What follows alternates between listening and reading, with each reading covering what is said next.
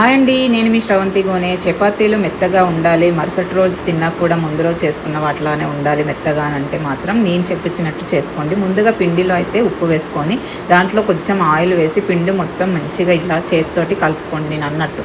So అదంతా మంచిగా కలుపుకొని ఇట్లా ముద్దగా కలుపుకున్న తర్వాత అప్పుడు వాటర్ వేసుకొని పిండిని మెత్తగా కలుపుకొని ఒక అరగంట సేపు మూత పెట్టి పక్కన పెట్టుకోవాలి. మూత పెట్టి పక్కన పెట్టుకునే ముందు మనం ఏదైతే మెత్తగా కలిపి పెట్టుకున్నామో పిండి దానిపైన మొత్తం ఆయిల్ వేసి అప్పుడు మూత పెట్టుకొని పక్కకు పెట్టుకోండి. నేను ఎప్పుడు చపాతి పిండి కలిపినా మా ఇద్దరు పాపలు అయితే మాకు కొంచెం ఇవ్వ మమ్మీ మేము చపాతి చేసుకుంటాం అంటారు. వాళ్ళకి ఒక చిన్న చపాతి కర్ర పీట ఉందిలేండి, సో దానిపైన చేసుకుంటారన్నమాట. ఈ రోజు మాత్రం మా చిన్న పాప అడిగింది, ఇవ్వాలి కదండి, ఇవ్వకపోతే ఆ రోజు రచ్చే ఉంటుంది ఇక ఇంట్లో. సో నేనైతే కలిపి పెట్టుకున్న చపాతి పిండిని అయితే ఉండల్లాగా చేసుకున్నాను.